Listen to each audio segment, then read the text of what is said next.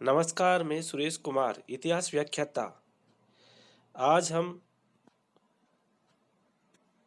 राजस्थान के इतिहास का सर्वेक्षण नामक पुस्तक में राजस्थान के इतिहास को जानने के स्रोत के विषय में अध्ययन करेंगे। उनमें से पिछली क्लास में हमने राजस्थान के इतिहास के जानने के पुरातात्विक स्रोत के विषय में पढ़ा था। आज हम साहित्यिक स्रोत के विषय में अध्ययन करेंगे। साहित्य की रचना भारत की प्राचीन परंपरा रही है और राजस्थान इस दिशा में पीछे नहीं रहा।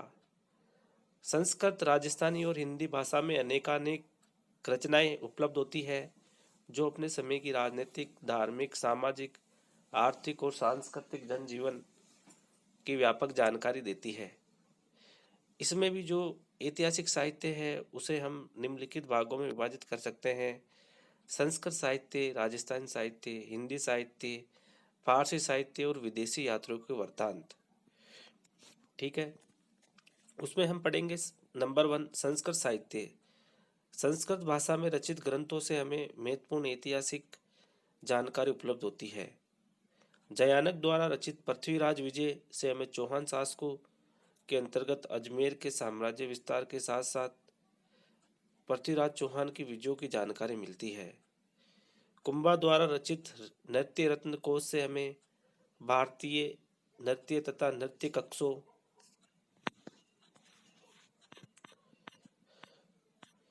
की जानकारी मिलती है। कुंभा के प्रमुख शिल्पी मंडन द्वारा रचित राजवल्लभ नामक ग्रंथ से नगर निर्माण कला की विभिन्न शैलियों का पता चलता है। एकलिंग महात्म्य नामक ग्रंथ से मेवाड़ के शासकों की वंशावली का ज्ञान होता है। इस ग्रंथ से पता चलता है कि मध्यकाल के प्रारंभ में मेवाड़ को मेदपाद और हाड़ौती को हाड़ावती कहा जाता था। इसमें तत्कालीन वर्ण व्यवस्था एवं आश्रम व्यवस्था का भी उल्लेख है। 15वीं सदी में रचित भट्टी काव्य के द्वारा हमें उस समय के जैसलमेर राज्य के विस्तार, जैसलमेर और लोद्रापुरी के निर्माण तथा शासकों की उपलब्धियों के बारे में जानकारी मिलती है। बीकानेर नरेश कल्याणमल के आदेश से सदाशिव द्वारा रचित राज विनोद नामक ग्रंथ से हमें बीकानेर वासियों के रहन सहन, रीति रिवाज, आमोद प्रमोद आदि की जानकारी मिलती है, परंतु सैनिक एवं आर्थिक स्थिति की भी पर्याप्त जानकारी मिलती है। बीकानेर के मंत्री करमचंद द्वारा रचित वंशोत्कीर्तन काव्य में बीकानेर राज्य के विस्तार, बीकानेर राज्य का वर्णन, दान पुण्य संबंधी संस्थाओं में दशहरे आदि के बारे में महत्वपूर्ण जानकारी मिलती है।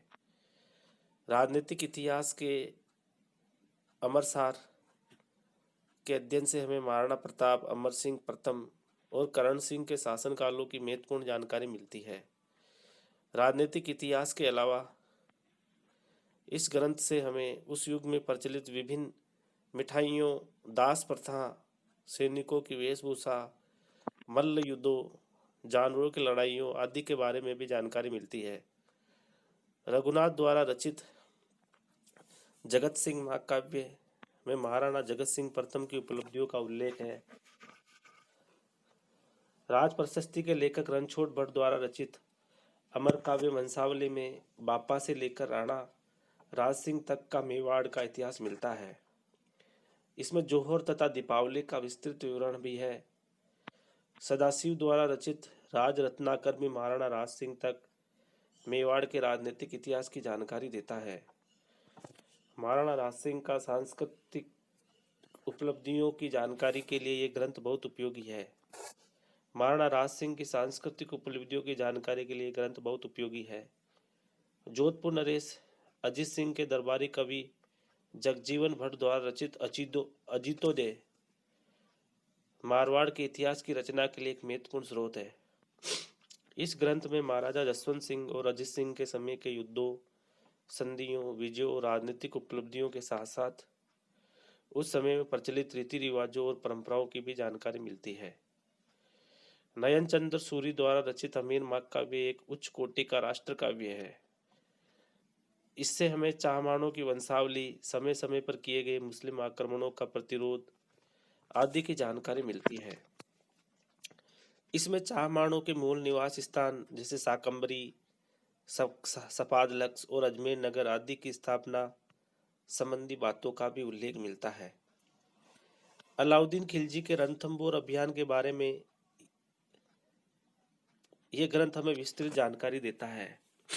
इसी प्रकार अन्य बहुत सी रचनाओं से हमें उस युग के राजपूत राज्यों के बारे में जानकारी मिलती है। नंबर 2 है राजस्थानी साहित्य। ये तो था संस्कृत साहित्य, अब है राजस्थानी साहित्य। राजस्थानी भाषा का साहित्य प्राचीन समय एवं समृद्ध है। 9वीं शताब्दी से ही राजस्थानी भाषा की रचनाएं उपलब्ध होती है,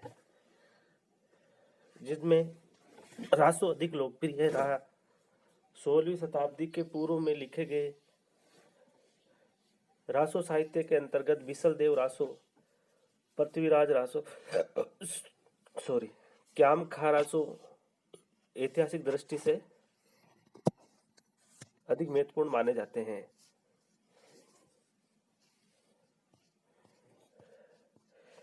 रासो साहित्य से हमें तत्कालीन राजपूत राज्यों की राजनीतिक, सामाजिक, धार्मिक एवं सांस्कृतिक स्थिति के बारे में उपयोगी जानकारी उपलब्ध होती है। 16वीं सदी के बाद राजस्थान के ऐतिहासिक गद्य के रूप में अनेक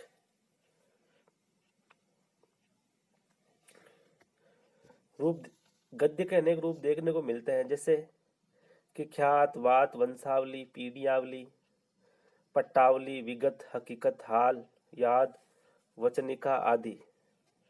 ख्यात इतिहास को कहते हैं। वात में किसी व्यक्ति या जाति या घटना या प्रसंग का संक्षिप्त इतिहास होता है।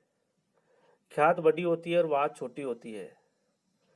वंशावली और पीढ़ियावली में पीढ़ियां दी जाती है, जिनके साथ में व्यक्तियों का संक्षिप्त या विस्तृत परिचय भी प्राप्त होता है। पट्टावली में जागीरदारों के पट्टे अर्थात जागीरों का विवरण रहता है। हकीकत और हाल में किसी घटना या प्रसंग का विस्तृत विवरण होता है। याद याददाश्त को कहते हैं। वचनिका ऐतिहासिक काव्य होता है। नंबर ए है ख्यात साहित्य। इस समय उपलब्ध ख्यातें 17वीं शताब्दी से ही आरंभ होती है। राजकीय ख्यातों के लेखक राजकीय कर्मचारी, पंचोली आदि लोग थे, पर कई व्यक्तियों ने स्वतंत्र रूप से भी ख्यातें लिखी। इनमें नैणसी, दयालदास और बाकीदास के नाम विशेष महत्वपूर्ण हैं। इनकी ख्यातों का महत्व ऐतिहासिक नहीं किंतु साहित्यिक भी है। ख्यात के 2 प्रकार किए जा सकते हैं। नंबर 1 है जिसमें लगातार संलग्न इतिहास हो, जैसे दयालदास की ख्यात, और जिसमें अलग अलग बातों का संग्रह हो, जैसे नैणसी और बाकीदास की ख्यात। मध्यकालीन एवं आधुनिक राजस्थान के विशुद्ध इतिहास के निर्माण में ख्यात साहित्य का महत्वपूर्ण स्थान है। ये ठीक है कि ख्यातों के अधिकांश लेखक राजाओं के परंपरागत मुसाहिब थे और उनका एकमात्र लक्ष्य अपने शासक की यशोगाथा का वर्णन करना था। फिर भी राजपूत राज्य उनके शासकों के बारे में जो जानकारी फारसी में लिखित ग्रंथों में नहीं मिलती, वह ख्यात साहित्य में उपलब्ध हो जाती है, जिनके माध्यम से विशुद्ध इतिहास की रचना की जा सकती है। उदाहरणार्थ मारवाड़ नरेश मालदेव और शेरशाह सूरी के मध्य लड़े गए युद्ध, जयपुर के मानसिंह और राणा प्रताप की उदय सागर की पाल पर मुलाकात का वर्णन आदि घटनाओं का जितना व्यापक विवरण नैणसी की ख्यात से प्राप्त होता है, उतना अन्य किसी भी साधन में नहीं मिलता है।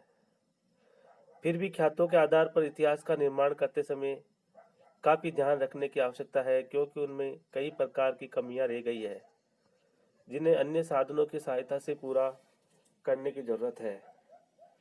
उदाहरणार्थ नंबर 1 है ख्यातों में वर्णित बहुत सी तिथियां सही नहीं पाई गई है। नंबर 2 है ख्यातों में घटनाओं का विवरण तिथि क्रमानुसार नहीं किया गया है। नंबर 3 है ख्यातों में वर्णित व्यक्तियों और स्थानों के नाम को लिखने में भी शुद्धता की तरफ विशेष ध्यान नहीं दिया गया है।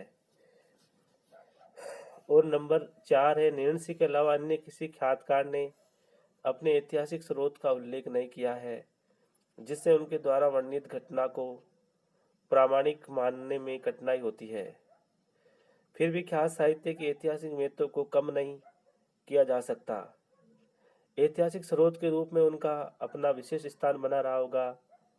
कुछ प्रमुख ख्यातों की जानकारी इस प्रकार दी जा सकती है। मुंडियार ख्यात। मौजूदा समय में मुंडियार नागौर से 10 मील दूर स्थित है। मारवाड़ के राठौड़ शासकों ने मुंडियार गांव चारणों को अनुदान में दिया था। उन्होंने ख्यात की रचना की। इस ख्यात को राठौड़ों की ख्यात भी कहा जाता है। ख्यात के लेखक तथा रचनाकाल के बारे में निश्चित जानकारी उपलब्ध नहीं होती।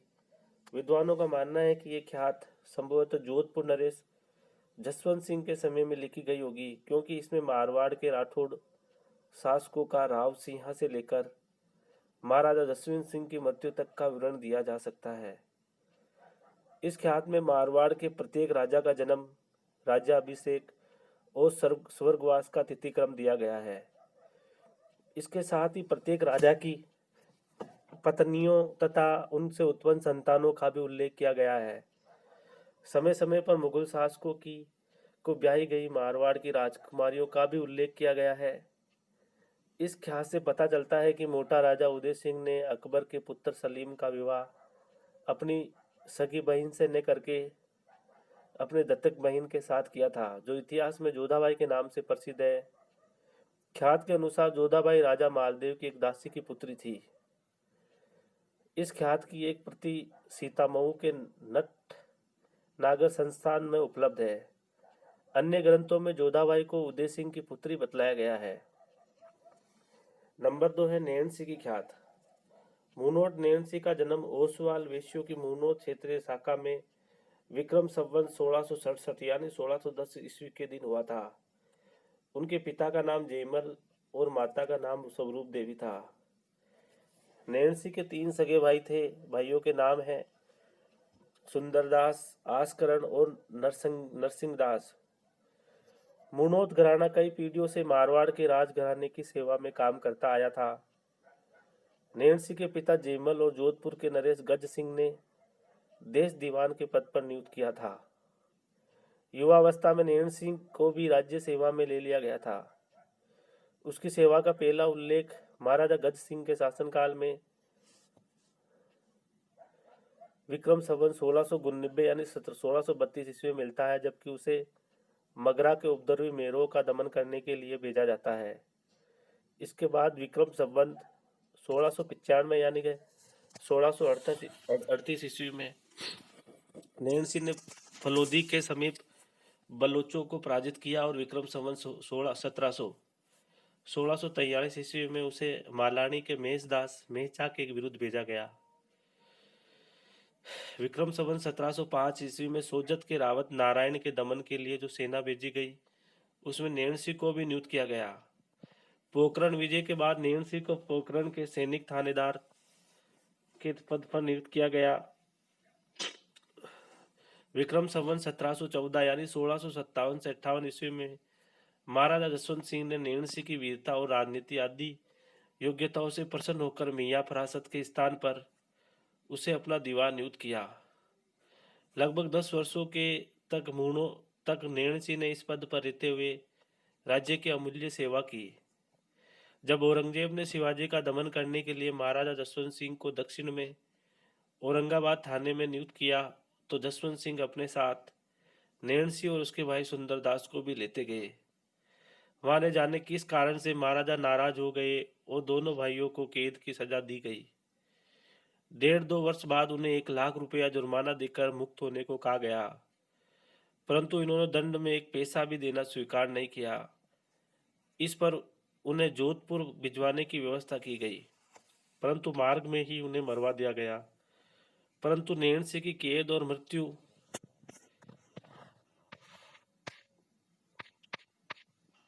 इतिहास और राजनीति में की एक विस्मयकारी घटना है, जिसका विश्वस्त स्पष्टीकरण अब तक नहीं हो सका।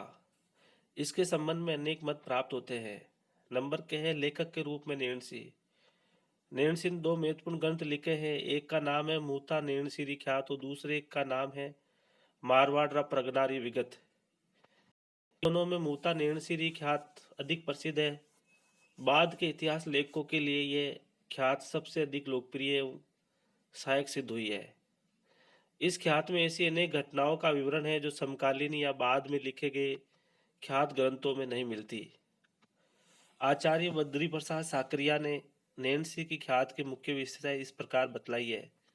नंबर 1 है नेणसी की ख्यात सॉरी भाषा राजस्थानी भाषाओं और बोलियों में सबसे अधिक सशक्त और विकसित मारवाड़ी भाषा है, जो पश्चिमी राजस्थानी का विशिष्ट रूप है।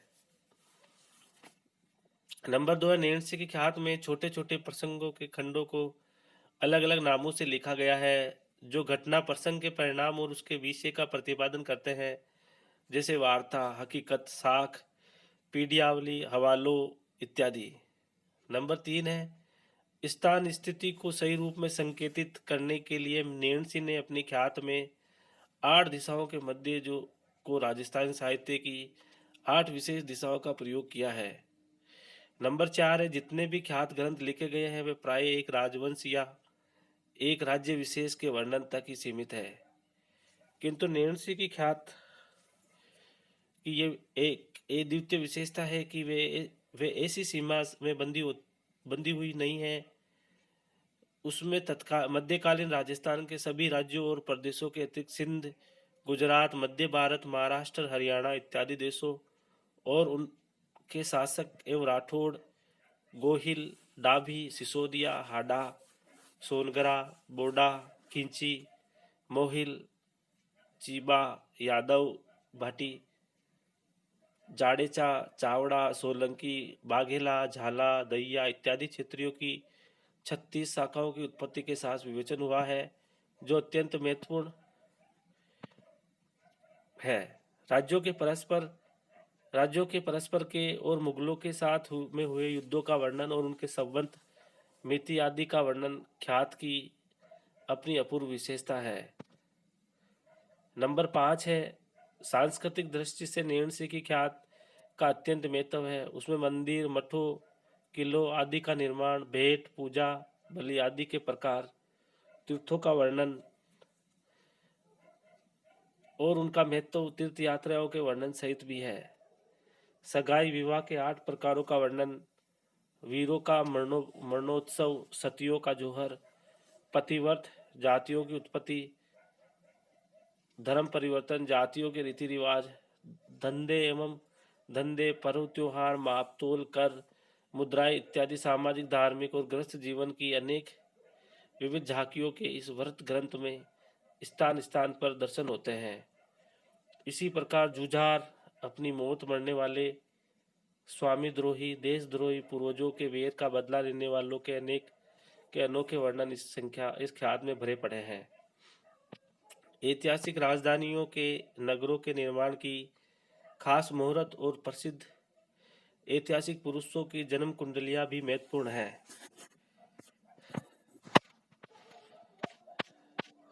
ख्यात में भौगोलिक वर्णन भी यथा प्रसंग उल्लेखित है, जिनमें नदियों के नाम, उनकी लंबाई, उनके मार्ग, पर्वतों के नाम, प्रदेश, जिले, परगने, गांवों आदि का विस्तार व परस्पर की दूरी और उनकी स्थिति इत्यादि का वर्णन बड़ा ही महत्वपूर्ण है। नंबर 7 है ख्यात की एक अन्य विशेषता है पीढ़ियों का वर्त संकलन।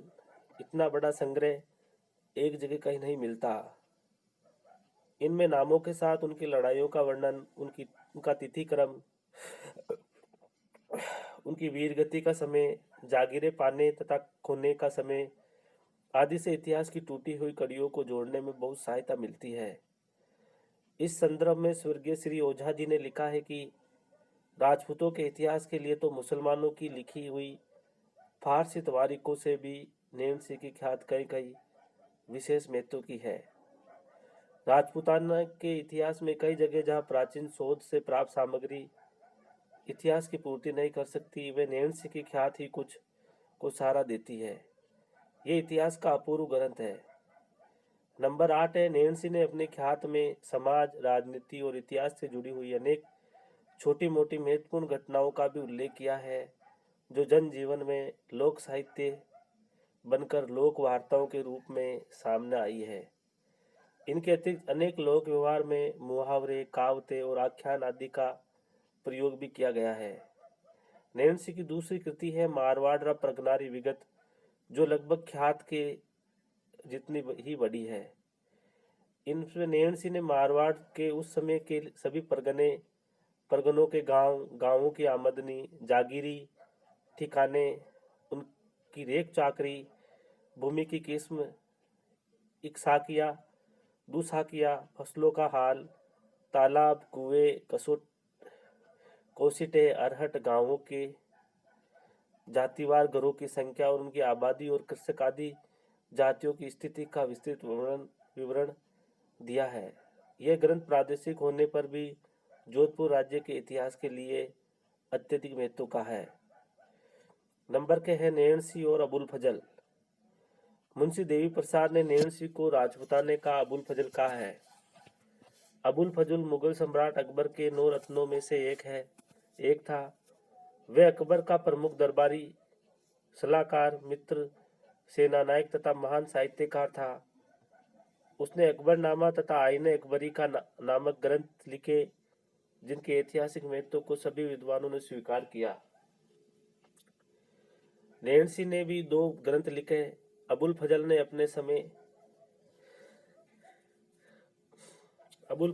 अपने समय की राजनीति, कूटनीति, प्रशासन व्यवस्था तथा सैनिक अभियानों में महत्वपूर्ण भाग लिया था। नैन्सी ने भी अपने राज्य तथा शासक की सेवा करते हुए इन गुणों का पूरा परिचय दिया।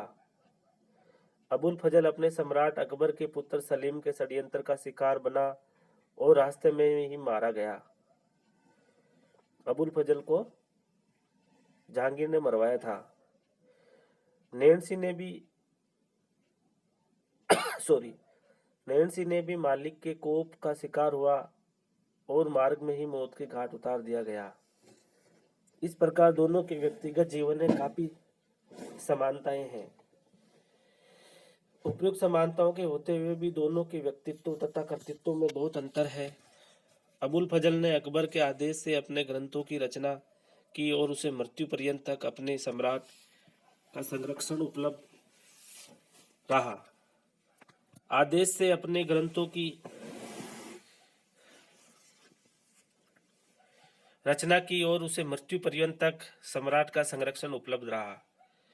उसे अपने ग्रंथों के लिए आवश्यक सामग्री एवं साधन एकत्र करने की सभी सुविधाएं उपलब्ध कराई गई थी। इसके विपरीत नैन्सी ने अपने इतिहास प्रेम एवं रुचि के कारण ऐसा किया। उसे अबुल फजल की भांति अपने स्वामी का संरक्षण भी प्राप्त नहीं हो सका। उसने अपने ग्रंथ के लिए आवश्यक सामग्री अपने ही व्यक्तित्व एवं प्रभाव के कारण जुटाई। नैन्सी का ध्येय अपने शासक तथा शासकीय घरानों का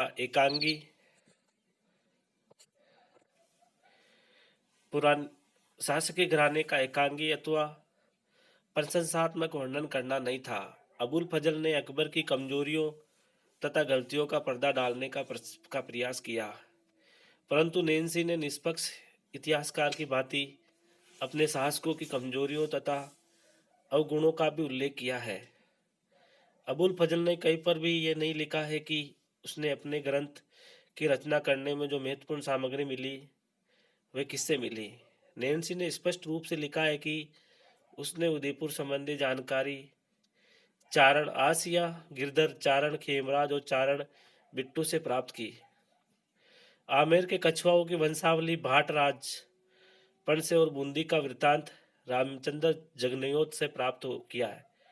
सिरोही के देवड़ा चौहानों का विवरण बाघोला राम सिंह से और बुंदेलों के बारे में चक्रसेन के संग्रह से जानकारी प्राप्त की। इसके अलावा नैन्सी ने अनेक बहुत से चारणों, भाटों, गांवों के पटवारियों तथा कानून गो आदि से ऐतिहासिक वृत्तांत संग्रहित किया था। नंबर 3 है बांकीदास की ख्यात। कविराज बांकीदास का जन्म भांडियावास गांव में विक्रम संवत 1838 ईस्वी में हुआ। बांकीदास एक महान कवि और इतिहासकार थे। उन्होंने एक निर्धन चारण कुल में जन्म लेकर भी अपनी काव्य प्रतिभा से जोधपुर के महाराजा मान सिंह के राज दरबार में सर्वोच्च सम्मान आसन प्राप्त किया था। राजस्थान के पराक्रमहीन राजाओं ने जब बिना युद्ध के ही अंग्रेजों की अधीनता स्वीकार कर ली, तो कवि बांकीदास ने अपनी रचनाओं के माध्यम से उन्हें प्रताड़ित किया था। जैसे आयो अंग्रेज मुल्क रे ऊपर शीर्षक का गीत राजस्थान का बहुत प्रसिद्ध हो गया, राजस्थान बहुत प्रसिद्ध हो गया। इसमें बांकीदास की राष्ट्रीय भावनाओं का पता चलता है। कवि होने के साथ ही बांकीदास एक इतिहासकार भी थे। उनकी कृति बांकीदास ख्यात राजस्थानी गद्य में लिखी गई है। नैन सिंह की भांति बांकीदास की ख्यात भी बातों का संग्रह है। उसकी बातें छोटी छोटी फुटकर नोटों के रूप में है। लेखक को जब भी और जो बात भी नोट करने योग्य मिली, उसने तभी उसे नोट कर लिया। उनमें कोई क्रम नहीं है। क्रम से लगाने पर उससे श्रृंखलाबद्ध और संलग्न इतिहास नहीं बनता।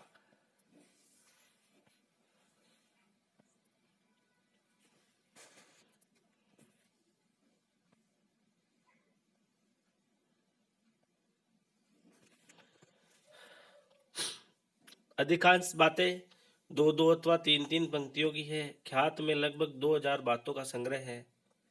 विक्रम संवत 1890 में बांकीदास का देहांत हो गया था। बांकीदास की ख्यात ऐतिहासिक घटनाओं तथा सामाजिक एवं आर्थिक स्थिति की जानकारी का अपूर्व खजाना है। इसमें जोधपुर और जयपुर की स्थापना का विस्तृत विवरण है, जो अन्य साधनों से भी पुष्ट होता है। उसकी ख्यात में विविध वेशभूषा तथा उस युग में प्रचलित वस्त्रों यथा फूमरी, रुमाल, गुलबंद आदि के नाम भी मिलते हैं। इसी प्रकार उस युग में प्रचलित आभूषणों जैसे कि चूड़ी, तिमड़िया, जुगावली आदि का भी विवरण भी प्राप्त होता है। बांकीदास हमें यह जानकारी भी देता है कि बीकानेर के महाराजा रतन सिंह ने विक्रम संवत 1885 में गया के पवित्र तीर्थ स्थान पर अपने प्रमुख सरदारों की बैठक बुलाई थी और उनसे ये प्रण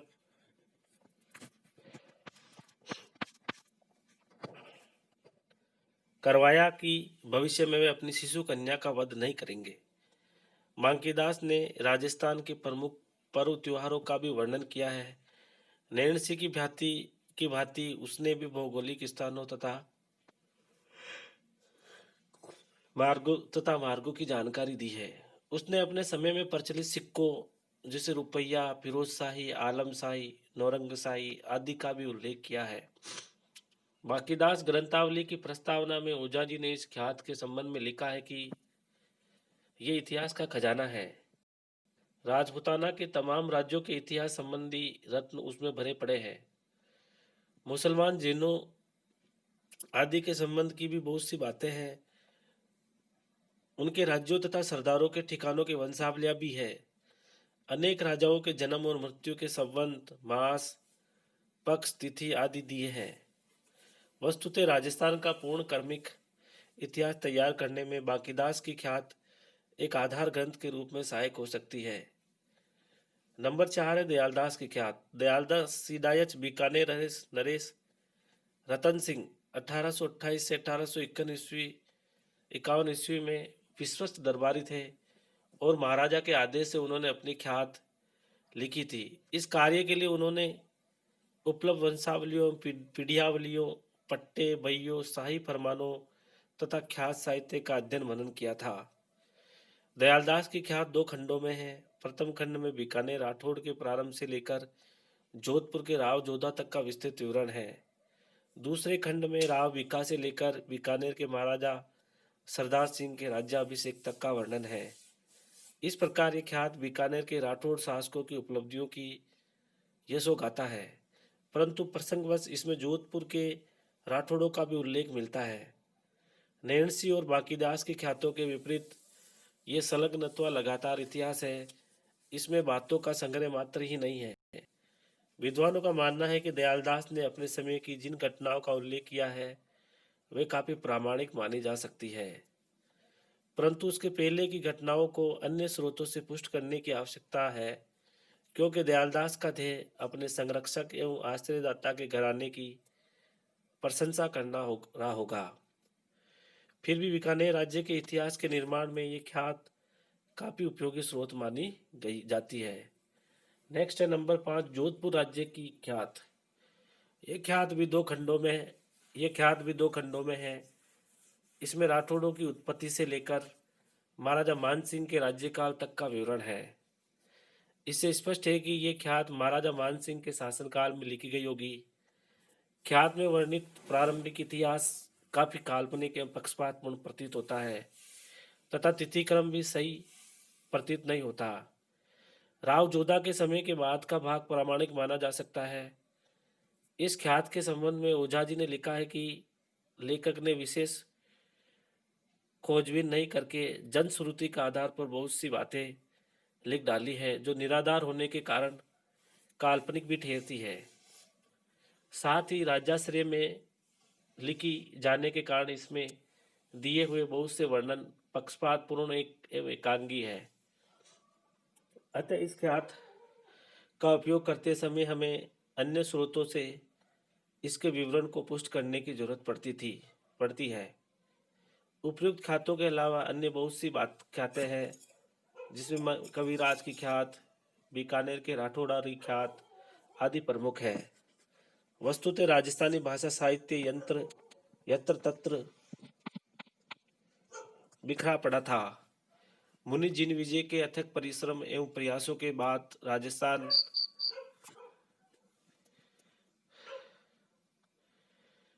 मुनि जिन विजय के अथक परिश्रम एवं प्रयासों के बाद राजस्थान सरकार ने जोधपुर में प्राच्य विद्या प्रतिष्ठान स्थापित किया और उसमें उपलब्ध राजनीतिक साहित्य राजस्थानी साहित्य को संकलित किया गया। इस संस्था ने हस्तलिखित पांडुलिपियों को प्रकाशित करवाने का निर्णय लिया और अब तक बहुत से ग्रंथों का प्रकाशन हो चुका था। जोधपुर की चौपासनी शिक्षा समिति द्वारा संस्थापित राजस्थानी शोध संस्थान ने भी राजस्थानी साहित्य के प्रकाशन में अपूर्व सहयोग दिया था। नंबर में राजस्थानी भाषा में अन्य ऐतिहासिक साहित्य। राजस्थानी भाषा में हजारों की संख्या में ऐतिहासिक वार्ताएं, वचनिकाएं आदि लिखी गई है। वार्ताओं में वचनिकाओं में राजस्थानी संस्कृति का बड़ा ही अनूठा चित्रण किया गया है। ऐतिहासिक प्रसंगों के अलावा इनमें राजस्थानी जनता की दिनचर्या, घाट, उपवन, घर प्रांगण, उत्सव, कीड़ा आदि का भी विस्तृत और सजीव वर्णन किया गया है। प्रस्तुत पुस्तक केवल कुछ प्रमुख कृतियों का संक्षिप्त परिचय देने का प्रयास किया गया है। नंबर 1 है सबसे प्राचीन वचनिका चारण शिवदास की बनाई हुई है अचलदास खिचड़ी वचनिका है, जिसकी रचना विक्रम संवत 1490 के लगभग हुई थी। इससे गागरोन के खिची शासकों के बारे में जानकारी मिलती है। इसके अलावा उस समय में प्रचलित कपड़ों यथा जामा, झागा, निर्धन लोगों की गुदड़ी, चौपड़ के खेल आदि की भी जानकारी मिलती है। इससे यह भी पता चलता है कि वर वधु का चयन करने के लिए भाट और भाटियों को भेजा जाता था। नंबर 2 है शार्दुल राजस्थानी रिसर्च इंस्टीट्यूट बीकानेर द्वारा प्रकाशित दलपत विलास भी महत्वपूर्ण स्रोत है। इस अधूरे ग्रंथ की रचना बीकानेर के महाराज कुमार दलपत ने की थी। प्रस्तुत रचना से पता चलता है कि पानीपत के दूसरे युद्ध के बाद हेमू का वध सम्राट अकबर ने नहीं किया था। इसी प्रकार अन्य ऐतिहासिक तथ्यों की भी जानकारी इससे प्राप्त होती है। नंबर 3 है खिड़िया शाखा के चारण जग्गा की बनाई गई रतन में दासोतरी वचनिका भी काफी महत्वपूर्ण है। चारण जग्गा इसका रचनाकार विक्रम संवत 1715 ईस्वी के लगभग है। जग्गा रतलाम के रतन सिंह का दरबारी कवि था और उसने इस वचनिका की रचना धर्मत के युद्ध के बाद की थी। अतः धर्मत के युद्ध के बारे में अन्य ऐतिहासिक तथ्यों की जानकारी इससे प्राप्त होती है। नेक्स्ट है फॉर नंबर प्रताप सिंह मोहकम सिंह हरिसो सिंगोत्री बात। इस ऐतिहासिक वार्ता के लेखक किशनगढ़ नरेश बहादुर सिंह 1749 से 1782 ईस्वी थे। प्रस्तुत वार्ता में उत्तर मुगल काल में प्रचलित युद्ध प्रणाली का विशेष वर्णन है। इसमें कथाकार ने औरंगजेब की शासन नीति का भी वर्णन किया है। वीरम ने सोनगरा की बात ये एक अर्ध ऐतिहासिक रचना है। इससे अलाउद्दीन खिलजी द्वारा जालोर अभियान के बारे में विस्तृत जानकारी प्राप्त होती है। कानड़ प्रबंध कवि पद्मनाथ की कृति है। प्रोफेसर कांतिलाल व्यास ने इसका संपादन किया था। उनके अनुसार ऐतिहासिक दृष्टि से कानड़ प्रबंध संपूर्ण पश्चिमी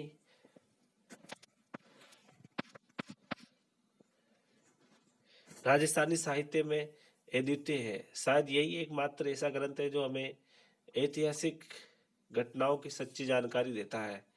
ये ऐतिहासिक काव्य 1455 ईस्वी में के आसपास लिखा गया प्रतीत होता है। इसमें जालोर के शासक कानड़देव और दिल्ली के सुल्तान अलाउद्दीन के मध्य लड़े गए संघर्ष का विस्तृत विवरण प्राप्त होता है। ये ग्रंथ जैन देवनागरी में लिखा हुआ है और इससे राजस्थानी भाषा के विकास, समकालीन भूगोल, सामाजिक परंपराओं, सैन्य व्यवस्थाओं आदि के बारे में महत्वपूर्ण जानकारी मिलती है। नंबर 7 है 1543 ईस्वी में के आसपास मलिक मोहम्मद जायसी द्वारा रचित पद्मावत महाकाव्य में भी जानकारी उपलब्ध होती है। इसमें अलाउद्दीन खिलजी के चित्तौड़ अभियान, राणा राज सिंह द्वारा किया जाने वाले प्रतिरोध, दर्पण में पद्मिनी की छवि देखने का अनुरोध, रतन सिंह की गिरफ्तारी, पद्मिनी द्वारा उसकी रिहाई आदि घटनाओं का रोमांचक वर्णन मिलता है। परंतु अधिकांश इतिहासकारों ने इस महाकाव्य में वर्णित ऐतिहासिक घटनाओं के बारे में शंका प्रकट की है। जोधपुर नरेश अभय सिंह के दरबारी कवि कर्णिदान द्वारा रचित सूरज प्रकाश से जोधपुर के शासकों जसवंत सिंह, अजीत सिंह और अभय सिंह के की कई महत्वपूर्ण घटनाओं की जानकारी मिलती है। इसके अलावा इस ग्रंथ से तत्कालीन वेशभूषा, आभूषण, मनोरंजन साधनों आदि के बारे में जानकारी मिलती है। नंबर 9 है जोधपुर नरेश अभय सिंह के आदेशानुसार कवि रत्नुचारण वीरवाण द्वारा रचित राजरूपक भी एक महत्वपूर्ण स्रोत है। इसमें सेतराम से लेकर अभय सिंह के समय तक की घटनाओं का उल्लेख है। इसमें मुगल सेनाओं के विरुद्ध राठौड़ों द्वारा लड़े गए युद्धों जैसे देसूरी, नागौर, नाडोल आदि और इन युद्धों में सुजा, जेता, हरनाथ, गिरधारी आदि के युद्धों का उल्लेख किया गया है। इसके अतिरिक्त तत्कालीन सामाजिक स्थिति की भी प्रयास मिलता है। नंबर 10 है जोधपुर नरेश राज सिंह गज सिंह के समय में हम हेम कवि द्वारा रचित गुणभास में से हमें मारवाड़ के महाराजा गज सिंह द्वारा अपने प्रभाव को सुदृढ़ बनाने के संबंध में किए गए प्रयासों की जानकारी मिलती है। इसके अलावा लेखक जोधपुर के राजप्रासादों, उद्यानों तथा दरबार का भी विस्तृत विवरण देता है। उस युग में प्रचलित शिक्षा पद्धति का उल्लेख भी मिलता है। नंबर 9 थे महाराजा गज सिंह के समय में केशव दास द्वारा रचित गुण रूपक विवाह समारोह, दशहरा पर्व, वेशभूषा, आभूषण आदि का विस्तृत विवरण मिलता है। इसके अलावा इसके लेखक ने बहुत सी बातें गुणभाष से भी ली है। मेवाड़ के महाराजा राज सिंह के साथ समकालीन कवि मान द्वारा रचित राजविलास महाराजा राज सिंह के की उपलब्धियों अतिशयोक्ति के साथ विवरण देता है। फिर भी राज सिंह और जगत सिंह के समय में एक अच्छा स्रोत माना जा सकता है। इस ग्रंथ से हमें मेवाड़ और बागड़ की भौगोलिक स्थिति, उदयपुर नगर निर्माण, राजसमंद झील के निर्माण, अकाल रात कार्य, राज्याभिषेक संस्कारों आदि के बारे में विस्तृत जानकारी मिलती है। उपयुक्त ग्रंथों के अलावा भी अनेक ग्रंथ हैं जिनसे ऐतिहासिक जानकारी उपलब्ध होती है। रणथंभौर के हमीर के संबंध में मंडन विजय शाह की हमीरदेव चौपाई, चंद्रशेखर का हमीर हट, जोधरात का हमीर रासो और राजरूप का हमीर अछाड़ा महत्वपूर्ण रचनाएं हैं। मेवाड़ के इतिहास की जानकारी के लिए डिंगल एवं पिंगल भाषा की कृतियों का भी महत्वपूर्ण स्थान है, जिसमें महाराणा एवं सामंतों के शौर्य के साथ साथ परंपरागत रीति रिवाजों, अभिव्यक्तियों एवं व्यक्तित्व पर पर्याप्त प्रकाश डाला गया है। इसमें मुख्य है दलपत कर्त, कुमार रासो, खेता द्वारा रचित चित्तौड़ गजल और भाग्य सुंदर द्वारा लिखित उदयपुर गजल। इन रचनाओं ने में नगरों के बाजारों, भवनों उद्यानों और अन्य बातों की जानकारी मिलती है। जोधपुर राज्य के इतिहास की जानकारी के लिए बहादुर कवि द्वारा रचित वीर भाड़ आसानंद कृत, उमादेव भटियाड़ेरा कवित, केशवदेव कृत गुण रूपक और दलपति मिश्र द्वारा कृत जसवंत उद्योग इत्यादि महत्वपूर्ण है। इस प्रकार राजस्थानी इतिहास लेखकों तथा शोधकर्ताओं के ने राजस्थानी भाषा में उपलब्ध इन ऐतिहासिक स्रोतों का काफी प्रयोग किया है, परंतु इन संबंध में ध्यान देने योग्य बात यह है कि हमें इन साधनों से प्राप्त होने वाली जानकारी को तभी से प्रमाणिक माना जाना चाहिए जबकि उसकी पुष्टि ऐतिहासिक साधनों से होती है, क्योंकि अधिकांश लेखकों का आश्रय राजाश्रय प्राप्त था और उन्होंने अपने आश्रयदाता को प्रसन्न करने के लिए अतिशयोक्तिपूर्ण विवरण दिया हो अथवा अपने शासक की कमजोरियों को छिपाने का प्रयास किया हो। इस प्रकार हमने राजस्थानी साहित्य की जो रचनाएं थी वो इस टॉपिक के तहत हमने अध्ययन किया। नेक्स्ट पीरियड में हम फारसी साहित्य के विषय में अध्ययन करेंगे। धन्यवाद।